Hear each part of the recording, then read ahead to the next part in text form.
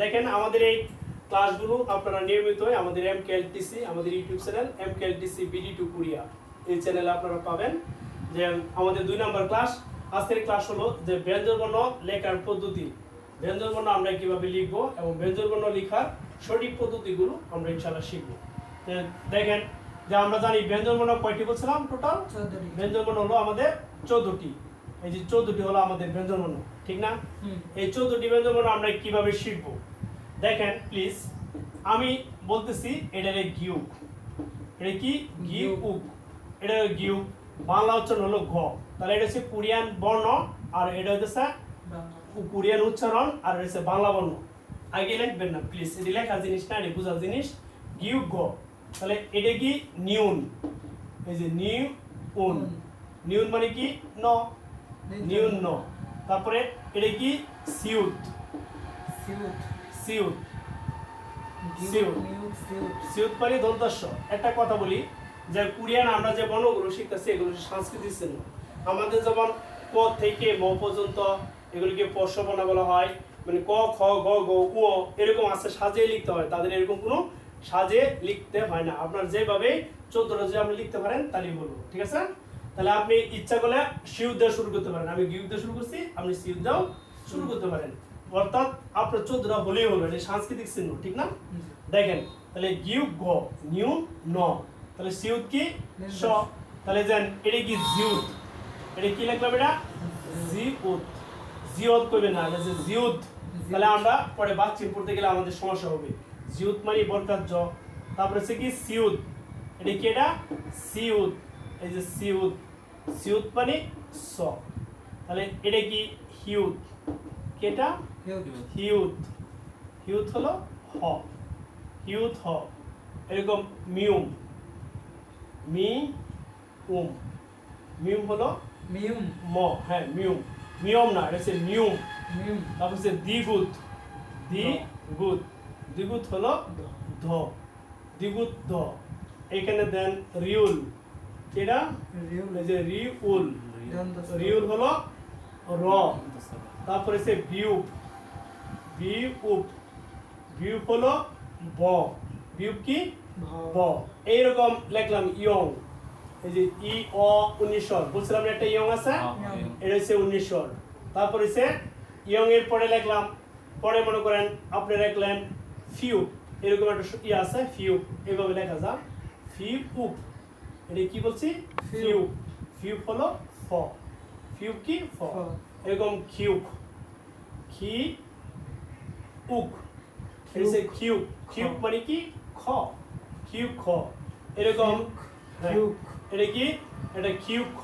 এই যে দ্বিগুত, কি এটা, দ্বিগুত, এটা হচ্ছে থিউত, দ্বিগুত লিখে ফেলছি, এই যে থিউত, থিউত হলো কি থ, থিউত কি থ। দেখেন আমাদের আর কি কি বাকি আছে, থিউত থ।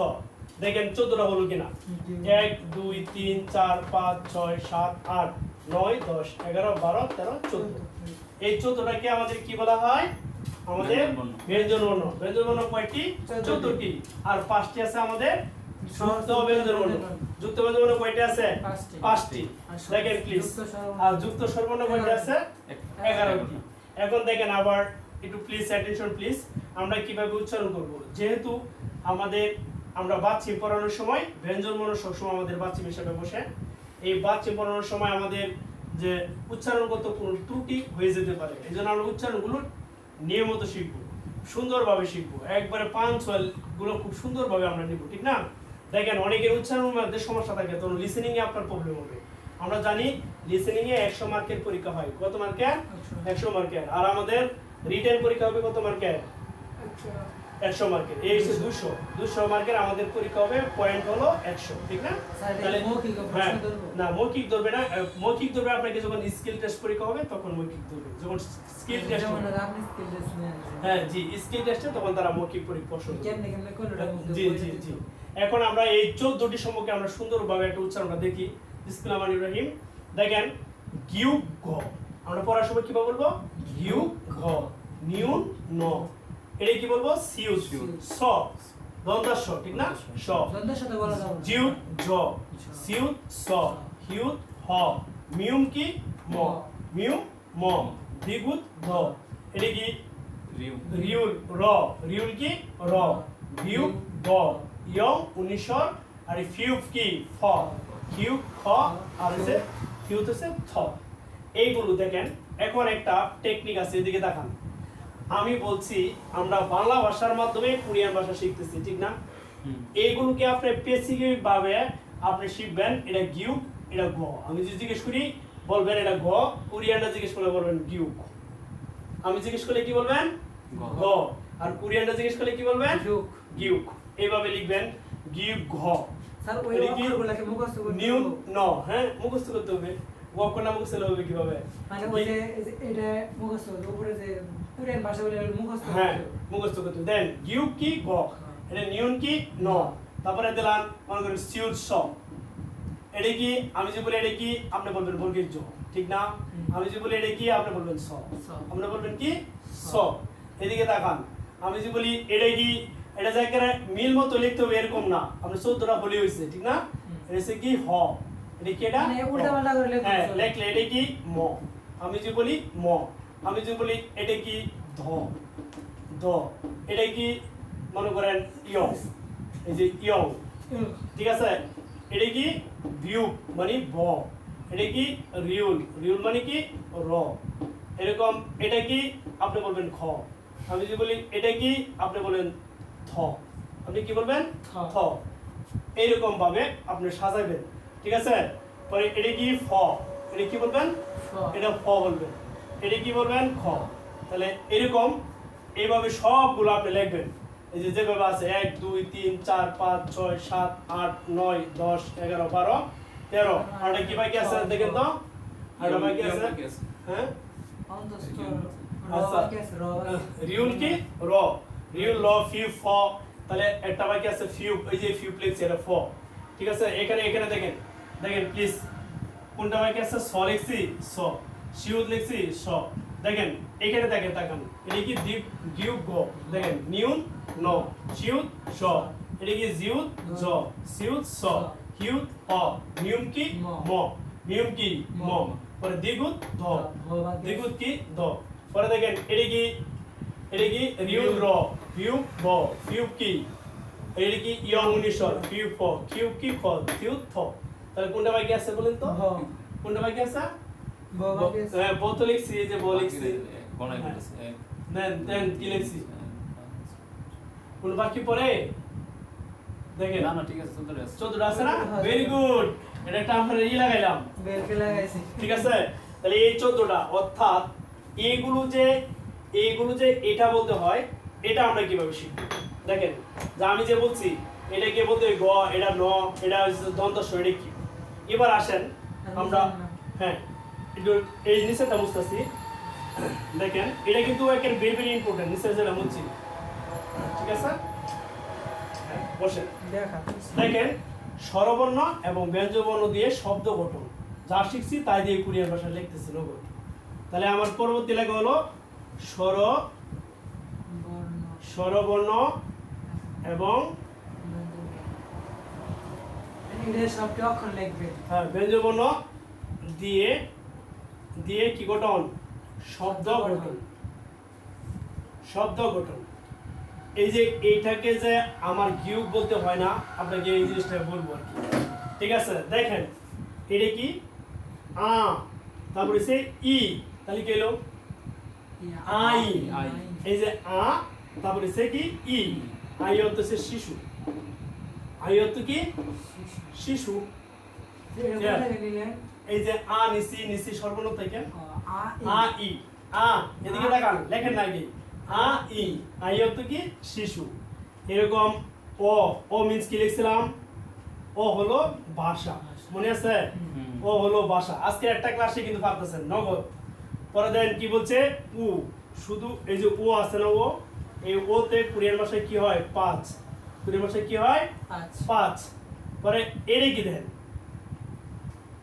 এরে কি দেখেন তো এরে কি ময়ূরসুকার মু ময়ূরেশ্বর মু দিলাম তাহলে মু অর্থ কি ময়ূরসুকার মু অর্থ হচ্ছে মূলা ময়ূরেশ্বর মু লয়ে গেল মূলা দেখেন এটা কি আ এটা আনা পরে ভ এই যে আ ভ পরে বর্গের জয় শিকার জি, তাহলে সে আ ব জি, আ তারপরে সে কি ব, পরে সে জি, আ বুঝি হচ্ছে বাবা, বয়গার বা, বয়গার বা বাবা, আ বুঝি, আ ব জি। এরকম অ, এই যে অ, তারপরে সে ম, দিনদা নয় শিকার নি, তাহলে সে অমনি। এইগুলো কিভাবে শিখবো আমরা দেয়া দিচ্ছি, তাহলে সে কি অ ম নি, অমনি সে মা, অমনি হচ্ছে কি মা। এরকম এটা কি সা, ছয়কার সা, এই সা তো কি জানেন গাড়ি অবলিক চা, ছয়কার চা। তাহলে এটা কি বলতেছি, এটা স বলতেছি না, না সিউত বলতেছি? আচ্ছা, পরে এটা কি দন্তনায় না, ময়ূর সুকার মু, কেলো নামু, দন্তার ন, এই যে নিয়ম বলছে না কিন্তু কি বলছি, দন্তার ন, অন্তর্ন দন্তনায় না, এই যে দন্তনায় না, ময়ূর সুকার মু, তাহলে নামু, কি বলছে এটা, নামু। নামু, এই যে নামু, নামু হচ্ছে গাছ, নামু হচ্ছে কি গাছ, দন্তার ন, ময়ূর সুকার মু, এই নমু, ন মু, এই নমু হচ্ছে খুব, নমু হচ্ছে কি খুব, নামু হচ্ছে গাছ, নমু হচ্ছে কি খুব। দেখেন আগে রন, এটা কি দেখেন দন্তনায়কের না, পরে হচ্ছে কি অন্তঃস্বরায়কার রা, দন্তনায়ক না অন্তঃস্বরায়কার রা, তাহলে হচ্ছে নারা, নারা কি এটা, নারা, নারা হচ্ছে দেশ, নারা হচ্ছে কি দেশ। পরে দেখেন এটা কি, এই যে ম, এটা কি ম, এটা শিখাবো এখনই শিখাবো, ম, পরে হচ্ছে অন্তঃস্বরায় সে রি, মরি, হচ্ছে ম রি, মরি হচ্ছে মাতা, ময়কার মা, তার থয়কার তা মাথা, মরি হচ্ছে কি মাথা মাথা, মরি হচ্ছে কি মাথা। মাথা, মরি হচ্ছে কি মাথা। মাথা, ঠিক আছে। নাম হচ্ছে গাছ, পরে হচ্ছে কি মরি হচ্ছে মাথা। এরকম মনে করেন এটি কি বলেন তো উ, এটা হচ্ছে ইউ, কি লিখছি উ ইউ, উ ইউ আমরা করছি এখানে উ আর ইংরেজি যোগ করি ইউ এর মতো, তাহলে হচ্ছে উ, পরে হচ্ছে ইউ, ও ইউ, ও হচ্ছে কি জানেন দুধ, ও হচ্ছে কি দুধ, ঠিক আছে। এখন দেখেন এই যে এটা হচ্ছে কোরিয়ান শব্দ গঠন, যা পড়বেন তাই লাভ।